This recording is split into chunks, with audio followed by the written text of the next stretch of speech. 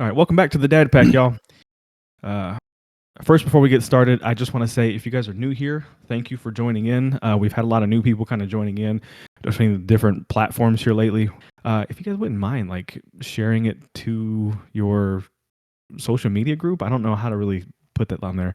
I don't know if you can even do that, but if you guys have like-minded people inside your, your family, your friends, or whatever, and are looking for a community of dads or something like that, like if you guys don't mind sharing us, we would really appreciate it.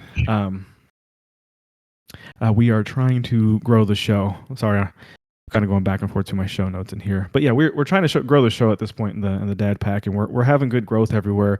But any little bit extra helps. I don't think we've ever really talked about it at the front of the episode, so I just kind of wanted to try something new and hit it up front before hitting it in the backside. So, but anyways, thank you guys all for stopping by, checking us out, all that kind of stuff. As always, I'm Joey. This is Ryan. Jordan is not in this episode, but we're hoping to have him back by the next episode that comes out. So we're looking forward to that.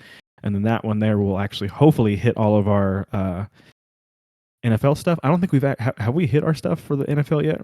Ryan, done our picks and stuff? I don't think we have yet. Sort of. Just sort of. Yeah, kind of, sort of, yeah. So we're going to do this episode a little different. We usually hit Pack News first and then go into Dadvise, but in this episode, we're going to do it backwards. We're going to do Dadvise up front, and then we're going to hit Pack News on the backside. And with that, I guess let's just kick it off. So for this week in Dadvise, what I wrote down was regulating. And I wanted to kind of speak on regulate it. Yeah, getting your kids to regulate. And I don't have like the textbook definition of it. I don't think I want to go that deep into it, but I think we can all, as adults, kind of understand what I mean, especially if you have kids. Regulating can kind of be a hard thing. And I'm not just talking about kids. I'm also talking about you as an adult and as the dad. It can kind of be hard sometimes. And I think I have fallen into the trap where, I can kind of get mixed up in the situation, whatever it is going on around me, to where I also can lose my own regulation, if that makes sense. You know what I mean? I just call it managing your emotions. I mean, that's probably it's the same thing. I would say so. But I mean, it's something that I want to teach my son. I'm not going to say that I wasn't really taught it. I don't remember being taught, emotional regulation. And I'm not into like all the frou-frou parenting and all this gentle parenting and all that kind of stuff. Like, I understand that all exists. I'm trying to take all of those different worlds and all those different perspectives and trying to put them into my own tool belt as a dad. But one of the things that I'm learning is very important, at least for my son, and my experience is trying to help him work through his feelings and what he's feeling, and trying to communicate better, because I don't always understand what's going on with him, especially in certain moments. And I think a lot of that has to be a lack of communication between him and I, or him and his mom, or whatever's going on around him. And regulating is a big part of it. So I wanted to see first, what Ryan thinks about it first. Obviously, we'll give him a chance to speak on it. But for older kids, is this still a thing, right? And I'll throw out a general example. For my son, he's 3. So, a break in regulation is going to be whenever he's having a meltdown. I would probably say that your kids don't have meltdowns anymore, or do they? I don't really know. I don't have a kid your age. The yeah, kids you have. Of course, they have issues, yeah. I mean, I'll say that it's easier to manage. It's easier to control. The communication's much better. Obviously there. Yeah, that makes sense. I mean, when they start to lose it and dad raises his voice and says, knock it off, they understand that. It's a different presence when dad does it, right? Than my mom. It's the same in my house too. They notice that. But little mama's probably the worst. I mean, of having a hard time in the mornings. Usually, she's tired. Is she similar to your oldest daughter when she was that same age? Or were they obviously two different beings, but Evan my oldest was pretty laid back. There was, pretty compliant. If there was issues, they could even just call me on the phone. I'd be like, knock it off. And she was pretty good about knocking it off. Oh, wow. Little mama doesn't care whether I say it. She's going to give some resistance. She's going to go in on you? Yeah, no, I get it. Yeah. I'm trying to think about... He doesn't seem really up and down a lot. Yeah. Was he like that when he was younger? Oh, yeah. Okay. Yeah, it's they don't know what to say. They don't know what to do. They don't know what that is. They just know they're frustrated or pissed or whatever. They're trying to do what they're trying to Bro, do, and the they're also mimicking communications. you. So Yes, that is a hard pill to swallow when you realize that that they're mimicking what you do, don't do, your lack of, or you're there, whatever you are doing. But one big hurdle that we're trying to jump right now with him, he's going through, or he just went through one of his learning curves or leaps, whatever. So his communication is getting really good at this point, or getting a lot better. He's starting to have a lot better sentence structure, starting to know the definitions of words, starting to like contextualize what's going on around him, which is great. But he hasn't really learned the definition of why yet. So like when I ask him why, he just repeats the word back to me, why. And so like it's this big back and forth that I'm trying to rephrase and reword what I'm trying to ask him. And it's like in those moments it could be very frustrating for both of us, right? Because he needs something and I need something. I need to know what's going on with him, but he also needs whatever's happening with him taken care of, or help with whatever, and I don't know how to communicate that with him quite yet because he hasn't figured out the definitions of certain words or what's going on around him. So it's like it's this big like back and forth battle of, and it's not even a battle, it's just like we're both trying to get there with each other. We just don't know how to get there. And it doesn't happen all the time. A lot of the times he's able to communicate, I'm able to understand. And even sometimes I'm able to see it before it's coming. Like I know sometimes when he's having an off day or a bad day just by telling his mannerisms for that day that he's a little off. So like there's little things that I can do as a parent to help him with that. But communication is gigantic. And obviously in your ones and twos when your kid can't even talk yet, like that is a whole different kind of ball game. I don't think there's much regulating there. That's just more of like right to go down your checklist of how can you help your child today with whatever's going on. yeah, and you're trying to Sometimes find that's the just answer. overstimulation. Yeah, it's It's tough. what are you hungry? Are you mad? Are you sad? What you're just going through the motions there. I think when they do speak, I think all of my kids used how come instead of why. How come? How come? I don't know why they Oh, use that, yeah, but that's yeah. He every doesn't last say one that. of them. How come? What he's saying here lately is it's not fair. Like that's his new term that he's been saying here lately, and he doesn't quite understand that sentence yet, or that whole structure yet, like what that means. He just knows that if he says it's not fair, that I know that he's disagreeing with what I'm saying. Instead of just saying no, he's saying it's not fair. Then I can kind of go into more like it's his cue to me to kind of explain it more to him. Sometimes it works and sometimes it doesn't. Sometimes I'll even explain it to him and he'll still hit me with the it's not fair afterwards. And how do you explain to a kid after that? Like, life isn't fair, kiddo. Like, it's just how it Yeah. goes. He's 3. He doesn't understand that his world is perfect. You know what I mean? He doesn't have bills to pay. His hardest part of his day is probably getting told that he has to go take a nap for the day. Like, that's probably his biggest bummer for the day. So the rest of it is just, him getting over his own hurdles. Have So you, it's not that big of a have you deal. noticed in like just life, you're usually more surprised when things are fair. You're like, oh, that was Oh, pretty fair. especially Oh, getting older, bro. Yeah, that is wow. true. Wow, that actually worked out. What? They Huh, did what? Huh. wow. I can't believe they I were wasn't the fair. right person for that. Yeah, that's crazy. So used to it uh, not being fair and like, yeah, that actually worked out. Yeah. Yeah, as an adult, obviously, we just deal to cope, or know to cope with everything going around us. But as a kid, it's really hard to explain that. And I tried before this episode to think about situations where I had to learn how to cope and deal with the situation around. And at his age, obviously, I don't remember much, but I would assume it's just with siblings. Like that's probably the hardest when you have a lot of siblings. That's probably the most you have to learn to cope when you gotta learn to share, when you gotta learn that your time is not always the most valuable. You know what I mean? Like you as the middle child out of 4 siblings, like there are 4 of you, and all of you are all like trying to get that same attention from your parents all the time or from your siblings all the time.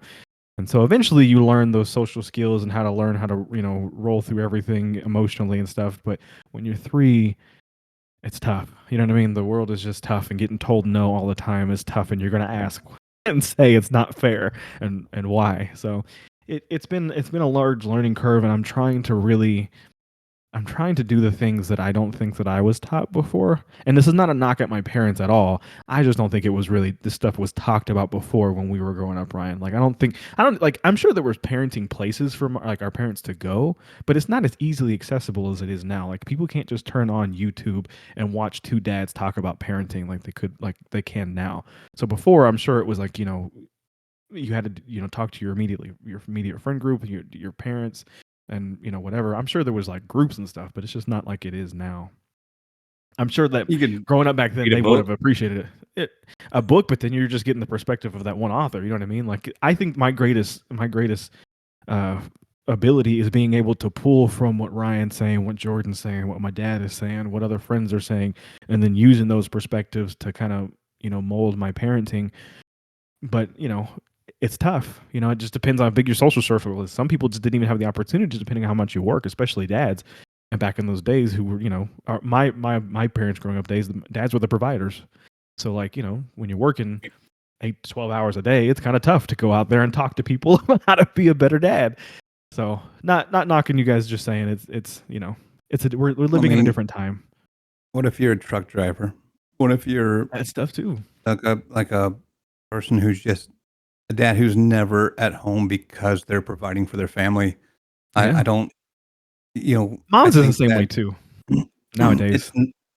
nice to know how other people took care of their kids. I think it's even more important that your kids learn to cope, period.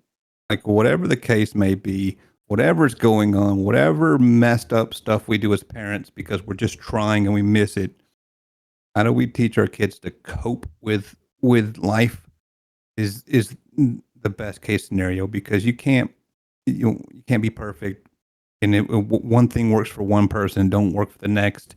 So if they can learn to cope, I think that's a much better um, it- a Place skill to to be. learn Yeah. is the coping skill of, well, I got made fun of today, or dad wasn't here today, or how do you cope with that? I think it's a Bro, much it's so hard to teach. This is part of the stuff in parenting where when I was before my son was born, this isn't the stuff that I thought about. You know what I mean? I was so worried about diapers and wipes and changing my son and putting him to sleep and the sleep schedules and all that stuff. But then as you really get into the meat and potatoes of parenting, because let's be honest, the baby phase only lasts at most, what, 1.5 years? You know, and then the kids are really they're standing up, they're moving, they're not crawling anymore. Some might be, some might, you know what I mean. Kids are all over the place. And so what a 3-year-old looks like, a 2-year-old looks like, a 1-year-old looks like, it really depends on the child and the household that they're in and the environment. And that is a hard thing to grasp too, because man, as I only have one son. We hopefully plan on having more in the future, but I feel like I'm on an island all the time and I have no idea if what I'm doing is working. And then your parents have been on here before and said they thought they had the kid being parents down with their oldest Jeremy, yeah. and then they had you, and then you flipped them up on top of their head. You know what I mean? So like, even when you think you got it, you don't really got it. And I can even say the same thing for when your kids go through growth spurts and their curves. It's like my son is a brand new child every single time he comes out of one of them curves, because now he's verbalizing more, now he's doing more, you know what I mean. And he was just not doing all this 2 days ago, and so 2 days ago what he's doing before to now is completely different. And it's like you have to be a new parent for that child all the time, you know what I mean. Like every day you're almost waking up to a new child, at least in these early phases. Now I'm sure when you're dealing with a 10-year-old and 8-year-old and stuff like that, it's a lot easier and everything is steadied out by then.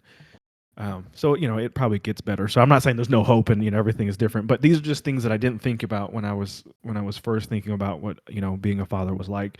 But I'm glad that I've made it to this point to where I'm at least starting to think, how am I going to continue this going forward, or how am I going to work with him going forward? So all of it's in our plate as parents. You know what I mean?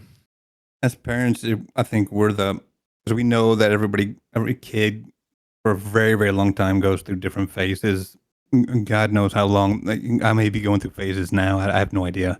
But if you're the steady boat, or you're the ocean, you got the waves, you got everything going on, but you're the steady boat that just keeps going, keeps going. I think that's probably the best modeled behavior that you could show them. And That's what no they matter what need. life throws at you, be just the Uh, steady boat. so I'm gonna throw a scenario. I'm gonna do you first, then I'll do me. So we kind of go at this, I guess, at the same time if you want to. But all right, so let's say your daughter, youngest, is having a breakdown. She's having a meltdown. What's the first thing we do? What are you doing? I know what sometimes happens. Before you answer, I know what sometimes happens. A lot of the times, or sometimes, we like to have a visceral reaction, and sometimes it's, go to your room. I'm sick of this. Stop it. All that kind of stuff. Not saying there's no good or bad answers, but I will say, if we're being real, those are some of the answers too. I'm not trying to say these aren't perfect scenarios. I'm just saying those happen, and we all know it happens, so it's okay. But your youngest is having a breakdown. What are we doing? We're asking them why first, like what's going on, what is going on, and then you really are like the problem solver at that point in time. So it could be that they, let's just say they're, on their tablet and are losing the game or mad about something in the game. That's an It's always easy the fix. craziest little thing, bro. It really is. Yes. Yeah. Let me get that tablet from you. Problem solved. Yeah. However, Well, if it's a more complex problem, like I can't figure out my homework, or I can't, which is a recent one, can't figure out my homework, can't figure it out, and no, I don't want your help. No, I want to figure it out because they're tired of not knowing, and that's cool, but you want to try That's to help valid. them Yeah. figure it out. So Yeah. but what is the problem? Um, with my daughter, Excuse me. actually, if you just give her a hug and like hey, let's work through it, she responds pretty well to that. At first, if she chooses not to respond to that, then and you can't figure out what's wrong, usually I just cut her off from whatever she's doing. We're done. We're done with that. Take a break. Whatever it is. I try not to yell.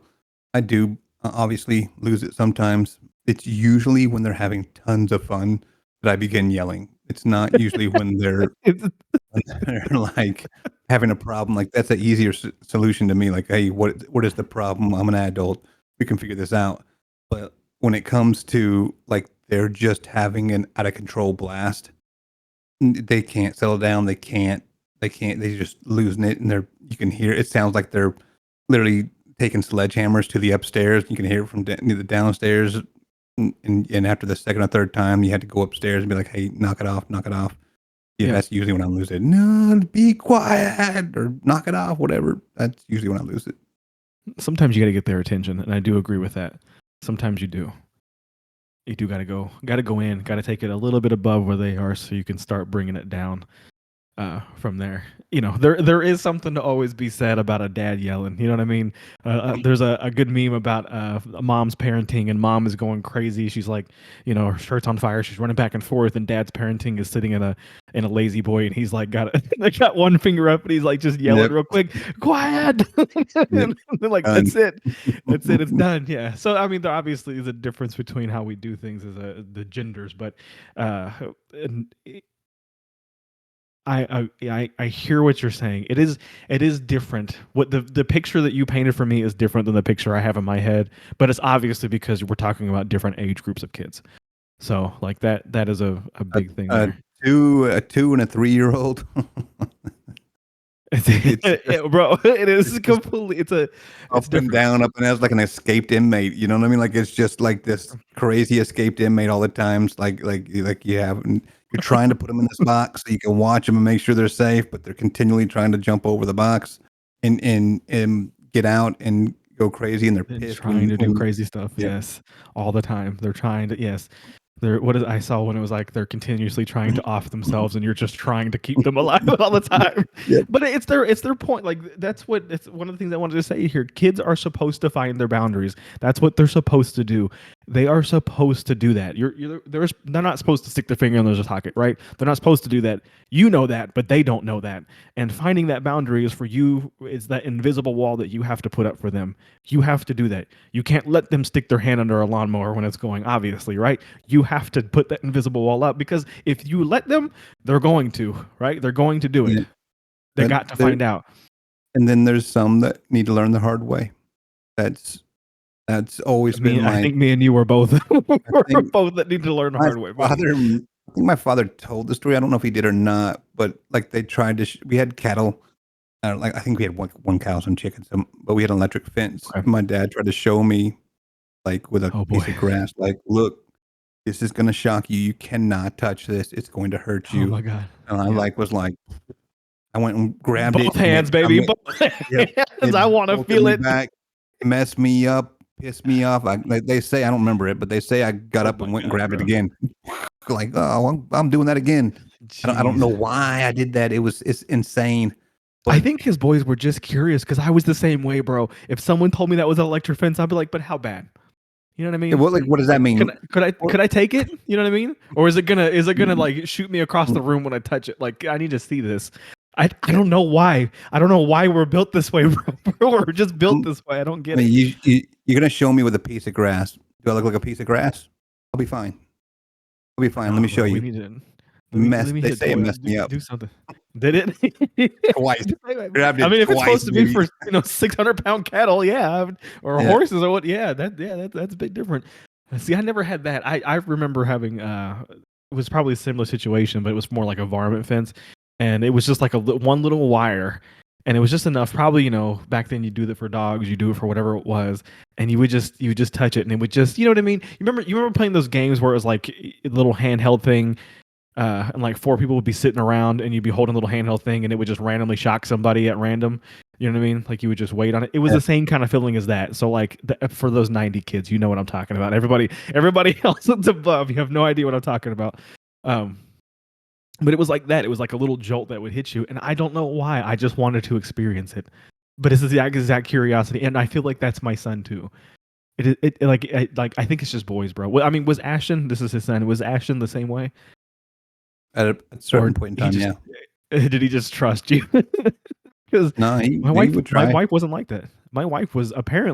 You just tell her, "Hey, don't do that," and she'd be like, "Oh, okay, cool," and then just not do that. Yeah, the girls seem to be, Cool. for whatever reason, pretty like, oh, that's an electric fence. It could That's shock Vince. you. That sounds Huh. terrible. I think I'll leave that alone. That's Leave that. Yeah. usually how they. Even little mama who's stubborn as all get out is not like you can just tell her that. That I remember one time she was playing with jalapeno seeds and we panicked real fast and washed her hands and hey, you can't touch your eyes. You can't touch your eyes. And she I was walked gonna around say, like bro, this for a long time, just walking around like not doing a it. zombie because she didn't want to touch herself. Yeah. But good for you guys because immediately the first place they touch every time, Get her right to eye. the eyes, Yeah. right to the nose, and right to the mouth every single time. Absolutely. Yep. Follow us for more parenting tips. Don't let your kids don't let your kids do that. She was planting seeds, by the way. I was making salsa, and she saw seeds on a cutting board, and was like, "Oh, I can plant these. I can plant these That's seeds." right. No, that line of thought makes sense. My son would just grab them just to see and just put them in his mouth and be like, "Huh, I Yeah. wonder what these are, Dad." Hope I'm like, Put 'em- "Oh." And then you'll probably do that 3 more times before I say he won't do that again. It's Just just 10 to true. 30 minutes of just pain. Yeah. I always touch my eyes, then go pee. I I think get it both sides. Be like, man, come on, man. You're in your God. 40s. Stop it. Don't lie though. You ever this is like old CKY. I don't know if you know what that is or Jackass, the old movies. The old original stuff, but like there was a dude who like peed on a electric fence in one of the movies. Bro, and like why did I go? I wonder what that was like. I wonder. Would I ever do it? I don't know if I'd ever be brave enough to do it, but that's the stupid stuff that boys do, where we would just go, I wonder. And then as soon as you see an electric fence, the one thing that you're going to think about is that damn CKY or Jackass. And, whether you're brave enough or not, it's just all right there for the taking. Yeah, I guess you give it a could. shot. Yeah, give it a Give it a shot. shot. You know what I mean? I got to tell you, in the next episodes, remind me about when me and my siblings tried to make a Jackass video. It was terrible. It's not a good idea. It was Nice. very prevalent back in the Very days, nice. though. Yeah, we got in a lot of trouble for that. But right back on topic. So we kind of covered what Ryan was talking about with his kids. Is it different between what you would do for your daughter and your son on how he would do it, or is it basically a blanket? You'd cover it the same way with your son. It's the same approach, just their reaction kind of drives where you're going to go with it. Yes. sometimes your kids can get the best of you no matter what age they are. Oh, yeah. And that will absolutely knock your own self-regulation off. And then you both, sometimes you need your spouse to come in and help contain the situation. You know what I mean? Sometimes, you and your son or you and your daughter are blowing up, and you need mama to come in and do a containment field and help get you out of the situation so she can come and fix the situation, which has absolutely happened in this household. I'm sure it's happened in every household who has a child, which is apparently completely normal too. You know what I mean? It's something that happens. You're gonna get knocked off your rocker, and you're supposed to be the adult in the room. You're the dad. You're supposed to be the man of the house, and sometimes it happens, man. Sometimes you lose it too. That's why it's good to have two. I mean, I've been divorced, so I can say this: divorce is terrible. It is you need both parties in there. It's the two personality types, me and my wife now. Very calm, very cool. She's very, very laid back. Let her get into it with the kids, and there's been more times that I think I've had to go in and be like, okay, I got this one. Go chill out.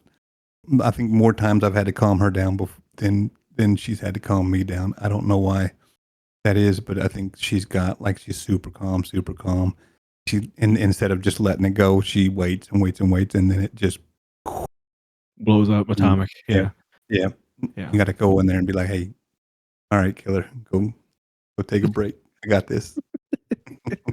No, but I mean, as your spouse, there's a weird line of this, right? Because you don't want to come in there and you don't want to undercut your spouse. You don't want to come in and everything that they're doing, you don't want to come in and like pull the rug out and be like, basically, mom was wrong. You know what I mean? Or dad was wrong. You don't want to do that. So it's this weird balancing game of when to approach as, the mom or the dad when this is happening, as the opposite party. You know what I mean? Because you don't want to come in too hard, and then now the kid's getting the double dose of everything and you're over parenting, but you don't want to come in too light where you're not respecting what the parent is, the other party is talking about. You know what I mean? Where you're not addressing the situation now. So it's this weird balancing act of supporting your spouse but also addressing it. Don't let your spouse go too far. I don't care what you got to do to stop that. Don't let your spouse go too far. Step in, solve the problem, move on. Yeah, but your spouse also has to be big enough to understand what you're doing too, and not be so attached to the situation when they can't separate out. Because I mean, you got to imagine this is an emotional situation for all parties involved. So just being able to completely undetach yourself and walk out of a room during the situation is kind of hard to do, because you want to think you're doing the right thing, but obviously if it's gotten out of hand, it's gotten out of hand. But I mean, it goes both ways, especially in this household. You know what I mean? It's I've had to step in for my wife. My wife's had to step in for me. So it honestly, it's just parenting. It's part of it. We're not gonna, or there's been, I can't say there's not a book on this thing, but there have been books written, so I can't say that. There's podcasts, there's shows, and there's all sorts of things that go into this. But when you're actually walking the walk and talking the talk, it's a whole lot different ballgame. And every kid is different. You know what I mean? You're gonna have, in your household, you might have your son being a freaking perfect angel, and then your daughter is over here going crazy. So then you're literally stepping out of one room where you're dealing with this nuclear situation, and you're walking into another room with your son who's completely fine, and you have to switch gears at a blink of an eye. You know what I mean? You can't take that same energy with the child who is acting up to the child who's not acting up. Like, it's a whole different switch that you have to have when you're doing your parenting, and it's it's hard. Yeah, it's hard to do, and that it comes to your own growth and regulating for yourself and being able to do that. Depending on your background and what's going on with you, you gotta know when to do that. But I'll this part of Dadvise, I'll close it with this. Same situation for me in my household. My son's having a meltdown. Obviously, it looks different. He's 3.5. And I've already stated his communication boundaries and stuff and his walls. But when that's happening, it's normally always about the most minuscule things. You know what I mean? He can't get his underwear back on right. A lot of the time, some of the times, it's about him disagreeing with what we're saying. Like, hey, we need to go and put your shoes on. Well, he doesn't want to put his shoes on. And then, boom, meltdown. How does that escalate up to that? I have no idea. More than likely, it's because he was playing with his toys and like, okay, we got to stop playing with the toys. We got to go. And we didn't give him enough window to break from that activity. So I've learned here lately to say, hey, 5-10 minutes in advance. Hey, Carson, we're going to go here in 5-10 minutes. we need to put our shoes on. And then I'll just gradually, every couple minutes, hey, we need to put our shoes on. So that way he can kind of like get in his head that this is what we're doing, instead of just, basically pulling the toy out of his hand and let's go.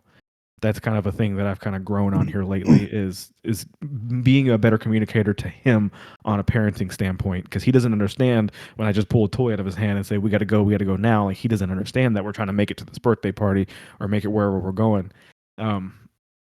So that part is the first part, is trying to be a good communicator. Sometimes that's not the problem. Sometimes your child is the problem. Your child is having this big emotional breakdown because they can't get their underwear on right and they're frustrated by it, and that's what's happening right now, right? And so the way I like to approach this is I'm going to ask him what's going on, why. And sometimes he can't verbalize it to me. He's so worked up in what's going on that he's literally like bobbing back and forth and giving me that right there. And he can't even talk. He's just so emotionally bent that he can't talk. Once he gets to that point there, or if he's already gotten to that point right there, there is no communicating. There's no way that I'm going to tell him anything. He's not going to hear me at all. So the best thing that I've learned so far is to have him breathe. It sounds stupid. I know it does, but I've done it 1,000 times now, to where I will literally start counting and breathing. 1, 2, 3, deep breath. And I know it's so stupid for us as parents, but at the same time for him, if I start doing it, he just starts mimicking me. It's like he goes back to his like default, like whatever's going on, and he'll just start doing it. I don't know why. This is how he's coping, how he's regulating. He's hearing me. It's just starting to come down, and he'll just start breathing. And the tears are starting to, obviously they're already rolling, and he's already red faced and stuff like that. And then I get him to breathe, and if I can get a couple breaths in and get him to kind of calm the storm down a little bit, and instead of a thunderstorm, we're now just raining at this point, then I can start communicating with him, because now he's starting to open up a little more. Sometimes it's just him. He just needs to be right there with me. Sometimes he needs me just to pick him up and just to kind of walk around and take a break from the situation for a minute. And I'll pick him up, we'll walk around, then I'll start doing the breathing. And hey, Carson, let's breathe. Let's do deep breaths. 1, 2, 3 deep breaths. It has helped tremendously when it has these big breakdowns. And I will say, my son doesn't have a lot of breakdowns. He doesn't have a lot of like wall-eyed fits. He really doesn't. Honestly, it's probably like once to twice a month. So that's not, since 3, it's probably 5 or 6 times. He doesn't have a lot of emotional breakdowns. Now, he has a lot of little stuff here and there where he disagrees and he doesn't like it, and he's kind of like, mad about it or whatever. But that's not what I'm talking about. I'm talking about like completely losing regulation or completely losing function. That's the situation I'm put in here in this one here. So that's what I like to do, is try to get him to breathe through it. And then as he starts to calm himself down and he's using whatever I'm doing to help him out, that's when I'll start trying to get in the communication. But even sometimes then he needs to be able to make that choice to start communicating, and I'll just start talking. If I'm humming or I'm breathing, whatever I'm doing, it gets him to calm down and gets him to start, focusing in and redoing his emotions, because obviously he's lost it at that point. What I don't think he needs is, I don't think he needs me yelling at him more. I don't think he needs me, getting on to him, telling him that he shouldn't have done this or he shouldn't have done that. And I know as parents, that's what we want to do. That's what because we told him not to pick up this thing that's going to hurt you. We told him not to do this. We told you not to do that 1,000 times, and now this is where we're at. We told you that. We understand that, but I can remember as a parent or as a child, that's not what I needed at certain times whenever I got that and thrown at me, and I'm sure that's not what they need. There is a time and place for that. I'm not saying don't make a correction, right? I'm not saying that at all. I'm saying there's a time for the correction, and I think emotionally we need to get them handled first and then start making your correction from there. Because if I'm making a correction on my son when he's crying and kicking and screaming, like, that's just not going to work, and it's just going to frustrate everybody. So regulate yourself, try to regulate your child, and then establish communication is kind of where I'm falling with this. And then a genuine connection. If you can somehow formulate a genuine connection, that would be great too. How you do that depends on how you parent, depends on what you do. I love holding my son. He's 3. I love it. Any chance that he says up, pick me up, anything like that, I do it because here, in like 2 years, I'm not going to be able to pick my son up. He's going to be 50, 60 pounds, and I am not picking up 50, 60 pounds every day. So like, I Yeah, don't you are. mind doing that ever.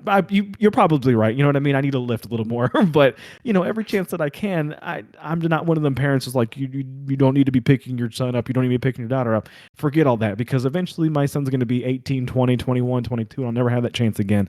I'm never going to have the chance to say goodbye to my 3-year-old or be able to see my 3-year-old again after he's gone. You know what I mean? My 2-year-old's already gone. My 1-year-old's already gone.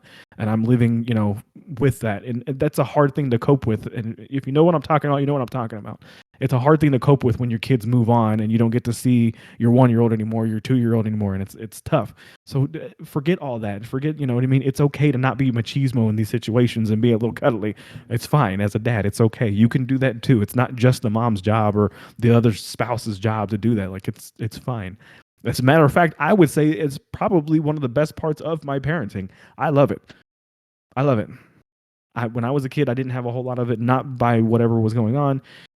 I don't remember my parents being too cuddly and being too, huggy and all that kind of stuff. I think my mom was, but I don't remember my dad ever doing it. You know what I mean? So like, if I could be that for him, that'd be great.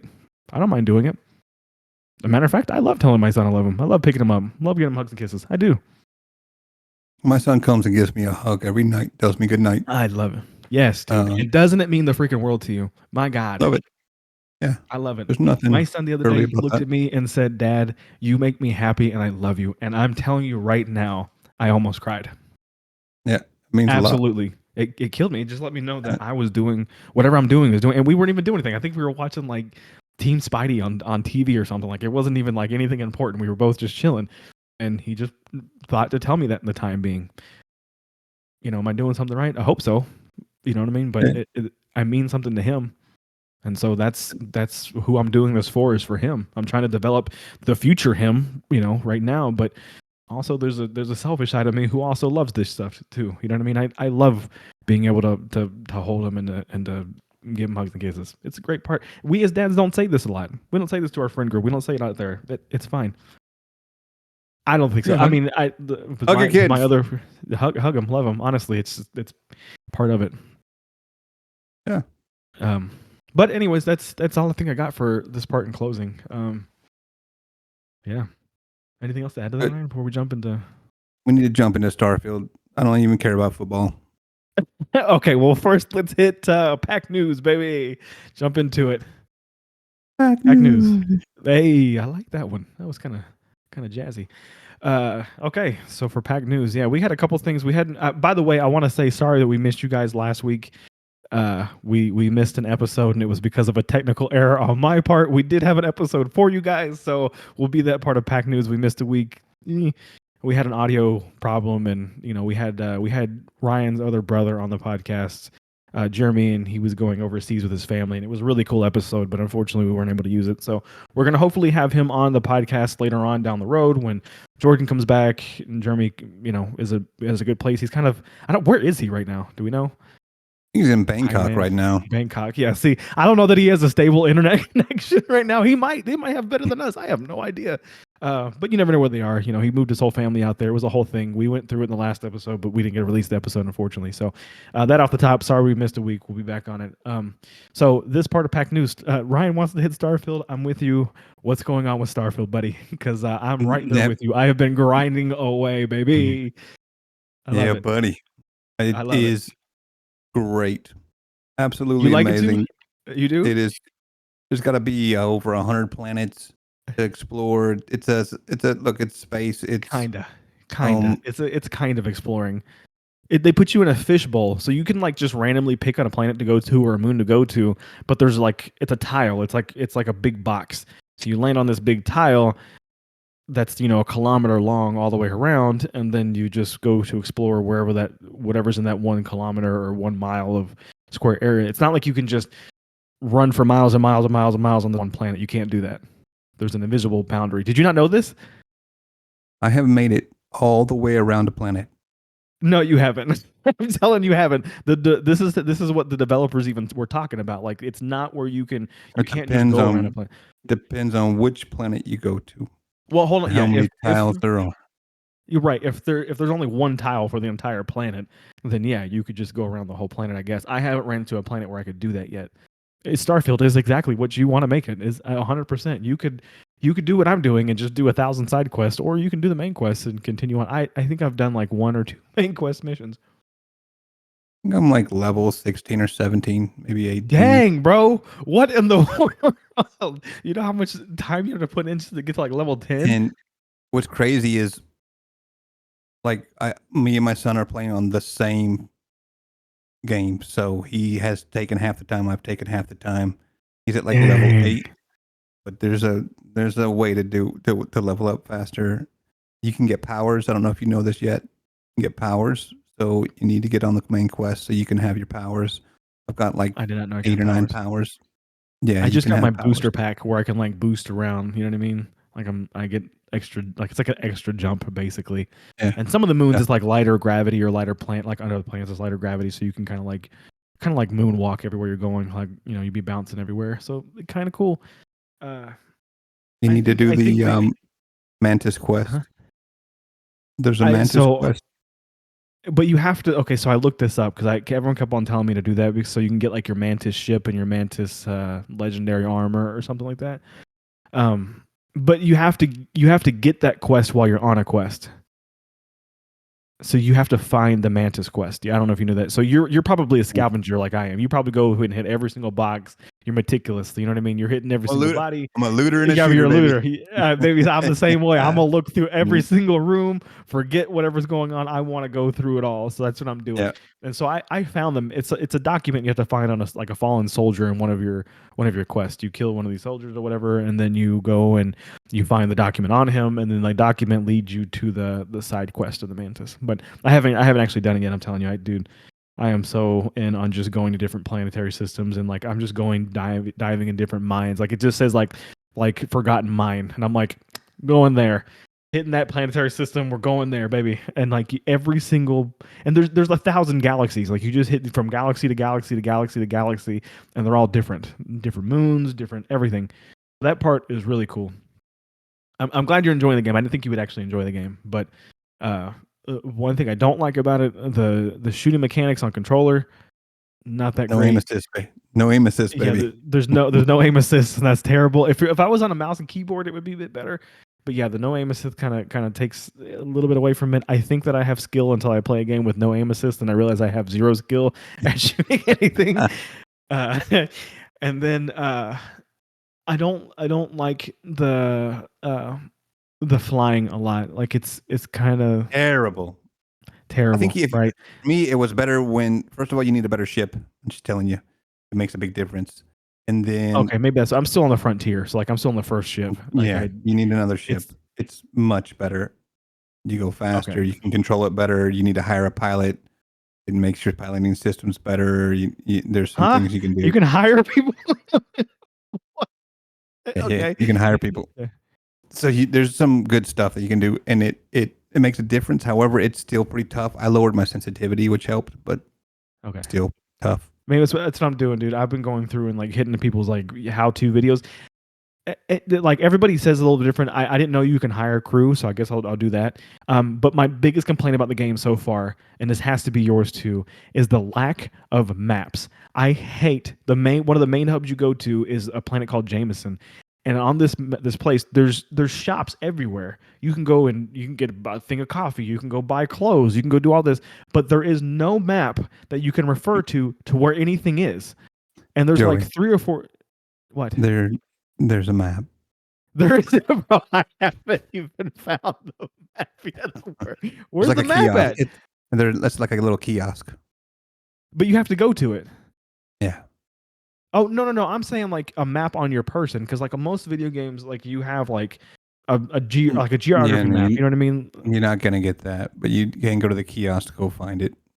Right. But when you got like 18 different worlds that you're going, you can't memorize everything, bro. Like I know if you go to like I guess when you land in the shipyard, you can get that one kiosk that's there, but they only have like $4,000 to sell to. So then I have to go hit another Uh, vendor who has another there's $4,000 to sell to.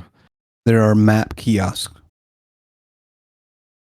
But I want that map kiosk to be on your person. I want to be able to hit select and then just like set a course to where I need to go. I need to go hit the the ship store, go hit the gun store, go hit whatever store it is I need to go to. That's what I want. And most games have this.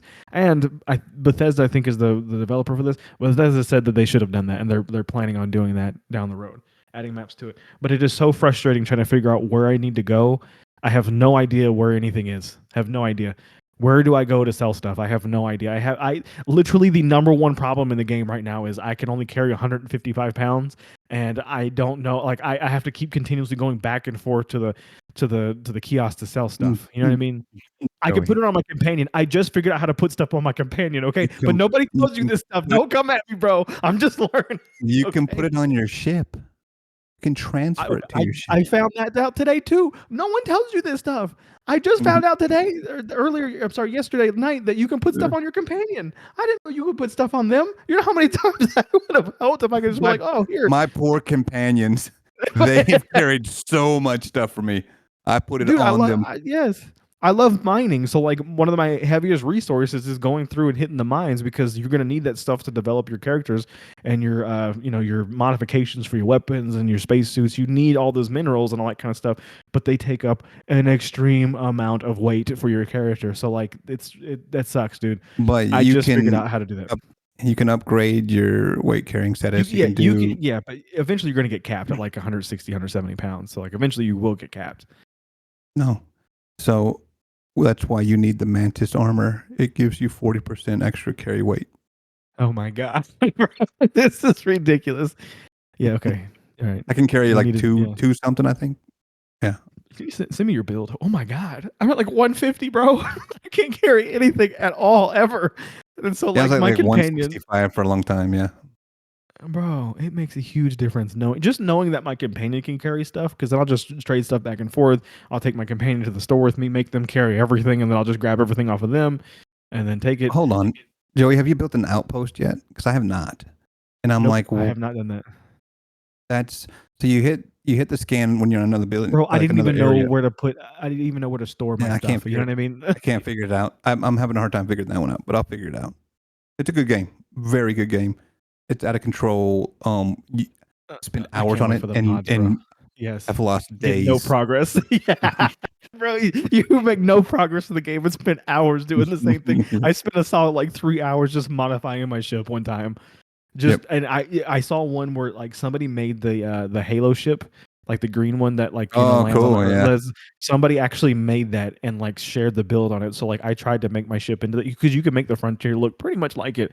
But you have to start basically from scratch and like painting it all green and painting all the quarter panels and panels and stuff. Like it's really in depth, and that's just your ship. That's not even like your character, like the other characters that you interact with, your gun. Like, dude, it's completely. It's a really good game, and all these people who are hating on it, saying that it's not open. Well, a lot of people are hating on it right now, saying it's not open world like they thought. They thought you would be able to just fly to a sun and fly into the sun. Basically, you'd be able to click on a planet and just like fly into the planet. You know, like right now you have to, if you want to go on the planet, you have to fly to the planetary system, and you have to click on the planet where you want to land. They did say that. That's what I'm saying. I know that, but people were thinking it was like you'd be able to fly on this planet and just land on it, and then you could just make laps around the planet as much as you want to. Like that's not. You like, sort of in on No Man's Sky, which is what it's supposed to be. That's what they all thought it was going to be. But if you want to play No Man's Sky, go play that. Like, go play that. It's not a terrible problem. Game.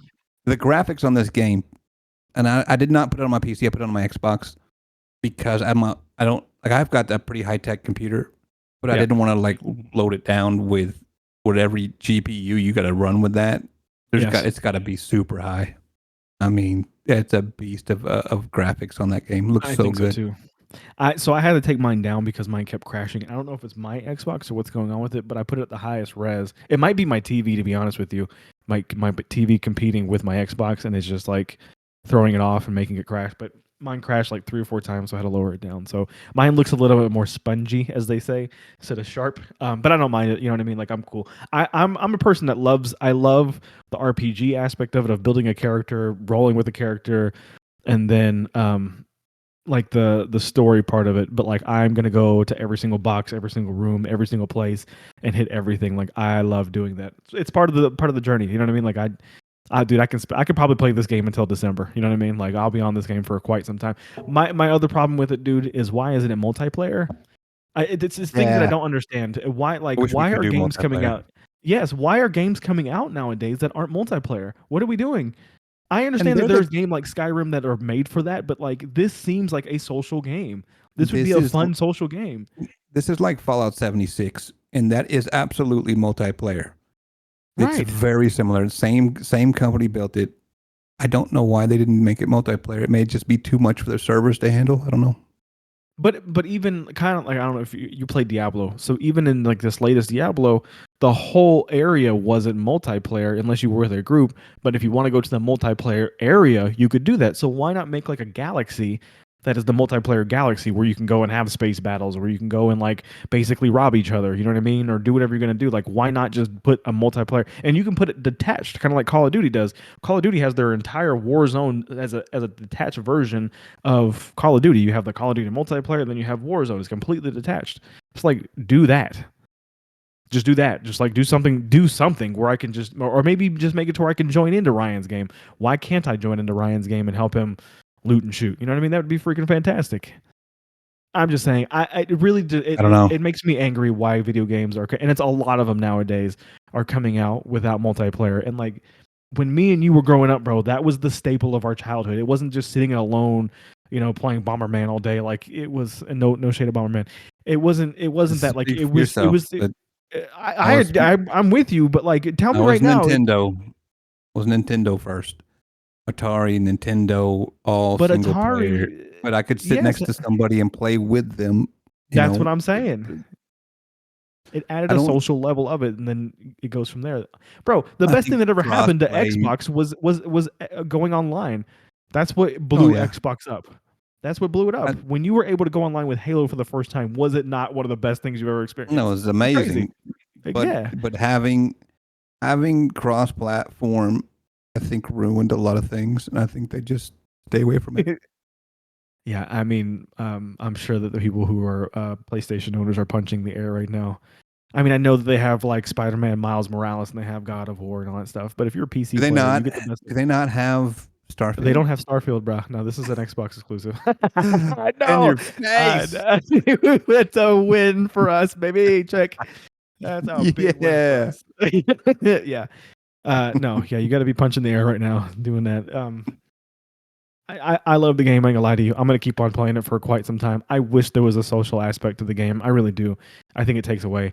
You know what I mean? Like us, like me and you talking about it and like like talking what we're going through, like that's a vibe too. Like, you telling me what your build is. Like, honestly, if you sent me a picture of your build later today, I would really appreciate it just so I can kind of see what you're dealing with. But like outside of that, like I will never be able to see your character and like know what you're talking about and like see like the in-game stuff. That sucks. So I wish they would add that to it. So love Starfield, love gaming. I'm hoping that more games come out this year that are similar to that level, but we'll see. It feels like what was that game last year that we that was like it took everything by storm. I forgot. It was the hardest game I've ever played my entire life. Forgot the name of it. Oh, it was terrible. What are you talking about? You remember the name of it? I don't remember the name of it. Doesn't really matter. I bought it. It was terrible. It was so hard. I couldn't get past It the was first monster. you were supposed to die. You weren't supposed to beat the first monster. You're supposed to die.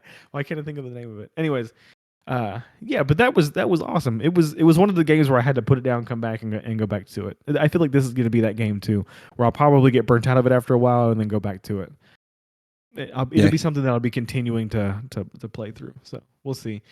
Madden's the same way too. I don't know if you've been playing Madden, but I've been enjoying Madden here lately. Dude, it's because of the hype of the football season. Okay, football is upon us, boys. It's here. We made it. Okay, there's from this point moving forward, there will not be a Sunday until February where we won't have football. You know what I mean? Like my personality is coming back, bro. Fantasy football is here. We drafted our teams. I got 3 teams that I'm in for fantasy football leagues, bro. The crap talk is real. My boy right here decided to go after a quarterback in the first round in our draft. That is the worst thing I think anyone could have done. But did he do it? Second round. Or was it second round? Second Or round. would you take the first round? Who'd you get in the first round? Derrick Henry. Yeah, but you took him at like number 2 or something, or did you take him at number 1? Number 3. That is a terrible pick. Derrick Henry at number 3 is terrible. That's what every rating I had him at. take Derrick. For some reason, everything that I've seen and read is saying Derrick Henry's gonna have a fall off here. They say it about him every year, and he's the keeper in one of my keeper league. I kept Derrick Henry. Let's put it out there. But I don't know. Like, I think Derrick Henry's top 10, but I don't know if he's I think Justin Let's Jefferson, face it, CMC, and who puts out the most Eckler. points fantasy wise? It's going to be your dual threat backs. To me, it's the guys who can run and who can catch. 9 to 10 points a game. Your quarterback score, your quarterbacks score 30 to 40 if they're good. Sometimes, I mean, look, I understand why he took Patrick Mahomes in the second round. I get it, but here's the thing, though: if me and you are playing each other, and I have, I don't even remember who I have in that league particularly. I can look it up. But if I have Tua and you have Mahomes, and Tua throws 5 touchdowns like Mahomes does, then we just equaled each other out. You know what I mean? And Tua's not even close to the same Joey, caliber. That's insanely stupid. Stop it. If it is you not have insanely stupid, bro. I would never take Mahomes in the second round. That's ridiculous. If you have Tony Pollard and I have Derrick Henry, and Derrick Henry scores a 7 touchdowns and Tony Pollard scores 7 touchdowns, they equal each other out. Like, that's what you just said. Tua's terrible. He's terrible. He might be terrible, but his receivers are not. All he has to do is throw a screen to Tyreek Hill, and he goes for 65 yards on a touchdown. He's not going to have that forever. I understand that. But he has 2 of the most explosive players in the league right now. You might get that a couple of games, whereas Patrick Mahomes... That is completely wrong. Who's Mahomes throwing to? Who? Kelsey? Who do you throw to last year? Juju, maybe. He averaged four touchdowns a game. No, I'm with you, but I'm just saying. Name me a running back or receiver that averages 4 touchdowns a game. But every team that you play against, Ryan, has a quarterback that is capable of doing the same thing. Is what I'm saying. So there's more. There is a bigger There's a bigger drop off on your top end receivers than your top end quarterbacks. You're going to have the potential for a quarterback to go off in a week is way higher than a split backfield running back. The receivers that dropped. You have one receiver, Jefferson, and then they drop. Yeah. Then they drop. Who now? What do you mean? Tyreek Hill is a great pickup for there. What are you talking about? There's plenty of guys. He was a terrible pickup last year, and he showed it. He was a terrible pickup the year before, and he showed it. He won me a league. What are you talking about, bro? Maybe 3 years ago. Man, look, I get it. Look, like Devontae Adams that's kind of a tough one. I have Devontae Adams and Deebo Samuel. Yeah, Devontae Adams kind of scares me a little bit, but he was the best receiver available. He was really good. He was good last year. He was good last year, year before. Deebo Samuels was phenomenal. Super good. Yeah, so that's what I'm saying. I have hella upside on those 2 guys. We're like my bench, bro, I have Mike Evans, Brandon Cooks. Who else do I have? That's basically it. Allen Lazard on my bench, bro. Like, that's a big fall off between Deebo and Devontae Adams. Like, that's a pretty big fall off. What I'm saying is, yes, Mahomes is the best out of all the quarterbacks. Let's just do it this way. Let's do it this way. But does Kirk Cousins have the ability to throw 4 touchdowns depending on his matchup that week? Yes. That's what I'm saying. Like, the upside is not, the value is not there in the second round for me in our league. In our league, we have standard scoring, bro. That's all it is. If it was a bonus league, I get it. Who's your quarterback? Trevor Lawrence. Better than he's been. Don't do it. Better than he's got more. Yeah, he's better than more weapons, and he does have more weapons. I'll give him that. And so most of them are running backs, but he's got a second year in an offense that he hasn't been in, so he should have a lot more upside because he knows the offense now, and he has a good coach in Doug Peterson, bro. His upside is completely there. Who's your 2 running backs? Starting. I got Josh Jacobs and Damian Pierce. Great. Derrick Henry, Joe Mixon. I don't like Joe Mixon, but I love Joe. I love Derrick Henry, obviously. Even I'm just saying Derrick Henry's a little high for 3, but I like Derrick Henry. Joe Mixon's a little shaky with me. What's your wide receivers? Devontae Adams and Deebo Samuel. Mike Williams and Calvin Ridley. Tight end. Mike Williams doesn't do it for me. I don't know. I like Calvin Ridley though. Look at your stats for Mike Williams. The reason he wasn't super high last year is because he was hurt the first half. You're Half, right, but they also drafted a dude named Quentin Williams, who's the exact same body build as Mike Williams. He's the same thing. And maybe he's good this year. Maybe he's not. Maybe Mike Williams has been consistently good. And I think Mike Williams will be the number one. I think what's his name that's been there for forever is going to drop off. You know what I mean? Keenan Allen. I think Keenan Allen's going to have a drop off. He's getting a little bit old. Off. Yeah. Who's your Mike tight Williams is helping. Darren Waller. And he's at a new place in the Giants. The reason I like him there is because Danny Dimes is going to check down every time. You know what I mean? Danny Dimes loved to check that down. And you got Shaquan coming back. You do got a couple decent receivers, but their best. I feel like Darren Waller is entering in a Kelsey type situation to where he's going to be the primary guy because they really don't have too many weapons to throw to at that point. You know what I mean? Like, I think Darren Waller's going to be okay. It'll be good. I think he'll be fine. Yeah. I got George Kittle. Next, who's your flex? Who you starting your flex? See, it depends on where I am with matchups. I have Javonte Williams, which is running back. Brian Robinson, running back. I have Mike Evans, Brandon Cooks, Jordan Addison, and Alan Lazard, all flex players. You can only start right, but that's going to change depending on my matchups. So if Mike Williams has an easy secondary to go against, even with Baker Mayfield, I'm going to start him over a Javonte Williams who has a tough defense to run against. So it's just going to be depending on what it is. Right now, it's Javonte Williams and Brian Robinson. That's what it's set at auto picked right now or auto done.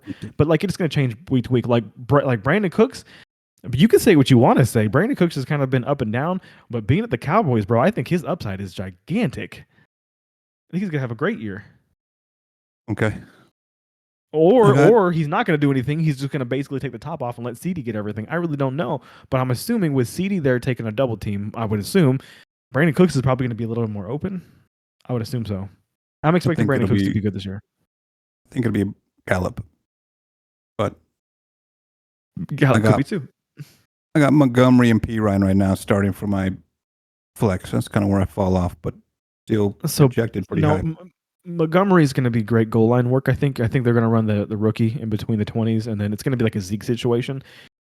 Here's the thing about P. Ryan, though, and I didn't know this, and I just realized this yesterday. Apparently, I kept on looking and seeing that P. Ryan was falling pretty early in drafts, and I couldn't figure out why. Because P. Ryan's been around for a good couple years now and hasn't been anything. But apparently where he's at, apparently at Denver, apparently he's going to be switched, like dual backfielding with Javonte Williams. I thought Javonte Williams was the clear number one, but apparently P. Ryan's going to be taking away a lot from it. Had no idea. He's always been a backup guy. You know what I mean?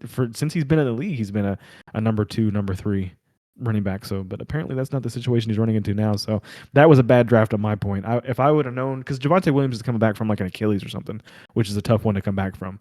So it's going to be a little tough for him. But as far as I knew, he was going to be the the running back one. But now, granted, guys, when you listen to this team that we're talking about now, these fantasy teams are only 10. There's only 10 teams in this league, so everyone's team is pretty stacked up. You know what I mean? Yeah. It's not like you don't have we all have super teams. Literally, the name of the league is called the Greatest Show on Paper, because everyone is going to have like the super teams going against each other every week. It's Who's ridiculous. Your D? Careful how you word that. I got the Panthers defense, which is nothing. I got here. I put my matchup projected against every team in the league. Got me number 1. Every team in the league. You are correct. It's just projected. Projections are trash. Yeah, I was projected to win all last year and only won a few. But look, I'm not saying you don't have a good team. But who's your number 1 points projected person on there? Mahomes. Yeah, who's your 25. Who's your number projected. 1? It's Lawrence, but it's not even close. Or Lawrence. It'll be Lawrence, yeah. It'll be who am I? I'm playing one dude. I think he actually has Tua, which is hilarious. But my point is your points projection is at... Yeah, your points projection is like 25 points for the week. Mine's at 20. You know what I mean? So like you got your guy in the second round where I got Lawrence in like the 5th or 6th round. What I'm saying is like... My guy's projected at 45. What are you talking about? Mahomes is projected for 45. Points? Yes. Is he really? That's what he averaged last year. I'm sorry. And don't forget, I was the 3rd pick. So when my 2nd pick comes, I have a pick coming literally 5 picks later. Yeah. So I Oh, picked. yeah. This was a burn too because I put the time limit as 30 seconds, baby. So we were in and out of that You draft moved quick, fast. boy. Yeah, that was fast. I I like to loved beat it. it up. Yeah, Yes, it's I so much loved it. better. Everyone had to be on top of it. Yes, and because my other draft, we had a minute and a minute and a half, and that minute and a half That's went, oh my god. terrible. Yes, Yep, takes forever. just because you should know if you're paying for a league, you're paying to be in this. You should know what you should be doing. You should be doing at least something. And if you don't, you're about to get auto picked. You're Yeah, gonna get auto picked, buddy. You better do something. And I know a couple times it happened a couple times in our draft, and a couple people yeah, it complained that did. it was going too fast. But I'm like, don't jump out the league. Like 30 seconds, you're gonna like this is gonna. It's 16 rounds. We're gonna be done in like 40 minutes, 30, 40 minutes. It's Yeah, gonna be the fastest one you ever did. Dude, I loved it's it. great. Yep, I loved I it. liked it. We were sitting at a restaurant and we were ordering.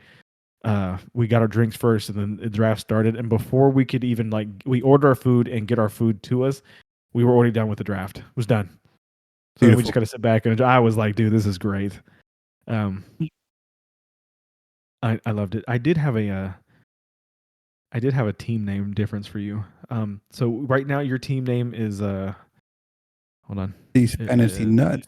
you have it as the first thing you see is team. So you have to go in Yeah, and yeah, yeah. delete the word name team. It says Team D's Fantasy Nuts. But I'm gonna need you to change your team because you have the San Francisco defense. Change your team to Bosa D's Nuts, please. That's like yes, that's Hold on, exactly hold what he on. needs to do. That's awesome. Both of these nuts. Both of Alright. these, bro. Yes, yes. My current name is grab his digs and twist it. I'm gonna be changing that though. That was a funny video that I saw before. What are Alright. the good ones? There's a couple. Hakuna Malata. That's my sister. She's talking about Jordan Malata on that one. If you're a Philly fan, you know. There's some pretty funny ones out there for the team names, but that was when I saw that one, I saved it. I'm like, I'm sending that to Ryan immediately. All right. Yeah, fantasy football. We're in a league together. Jordan's in a league together with us too. So as we go through the season, we'll go in and give updates and all that kind of stuff and our projections. Hopefully, the next episode you see, it'll be like week 2 of the fantasy because we record these every 2 weeks. We record these more, but the recordings come out every 2 weeks, so it'll be a little bit more progressed in the fantasy or the league year. So we'll guys update you guys on who's winning, who's losing, all that kind of stuff throughout the year. All right, dude. Let's call it there. Appreciate you guys sticking in for another episode. We back hopefully in 2 more weeks. Coming at you. Hopefully some NFL stuff, previews, Dadvise, all that kind of stuff. Hit that like button. Subscribe. Check out our Instagram. All that kind of stuff. You guys know the drill. So till next week, y'all. Later. Later.